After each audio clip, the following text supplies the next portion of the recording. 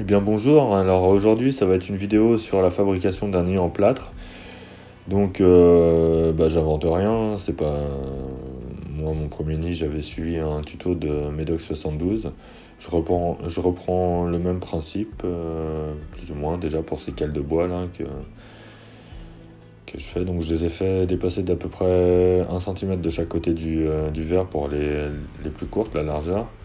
Les plus longues, après on fait la longueur qu'on veut. Là, vu que je veux rajouter un réservoir, j'ai fait dépasser un peu plus que ce que je fais d'habitude. Ce sera pas un réservoir par mèche, mais ce sera un réservoir avec un creux dans le plâtre en fait, où on ajoute un peu d'eau de temps en temps. Donc là, j'utilise un plâtre à modelage. Sinon, en général, j'utilise du plâtre résiné. À ce qu'on dit, le meilleur, ce serait du plâtre Molda 3. J'en trouve jamais, mais bon, le plâtre Molda 3, c'est un plâtre à modelage, donc ça doit être à peu près comme ce que j'utilise là. Donc voilà, là, il n'y a plus qu'à le laisser sécher. J'ai mis des poids, donc pour pas histoire que ça presse bien, que ça bave pas de partout, voilà.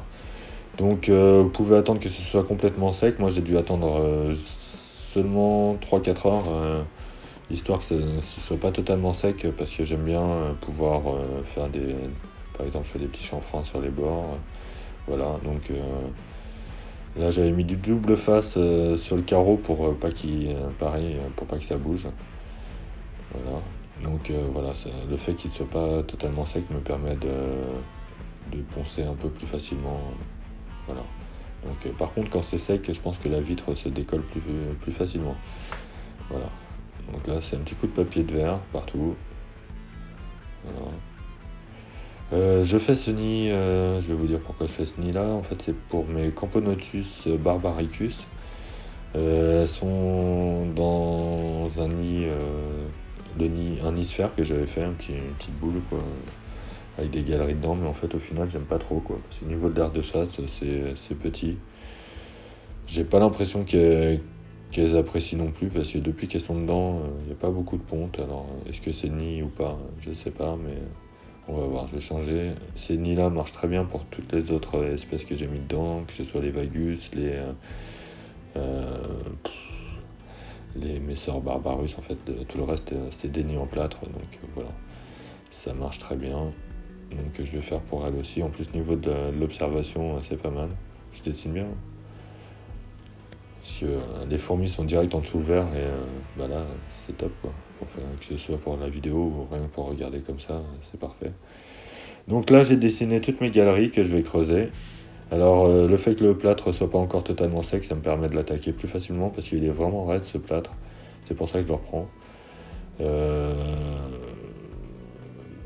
J'ai pas besoin de le blinder, hein. D'ici qu'elle creuse, j'aurai le temps de m'en rendre compte. Je pense pas qu'elles vont le creuser en fait. Et il doit pas être creusable. Voilà. Donc c'est un peu long, donc j'ai tout accéléré, hein. Parce que sinon en vidéo on avait quelques heures de vie, je pense 2 heures de vidéo. Et là le fait d'accélérer, ça tient dans les 5 minutes, c'est parfait.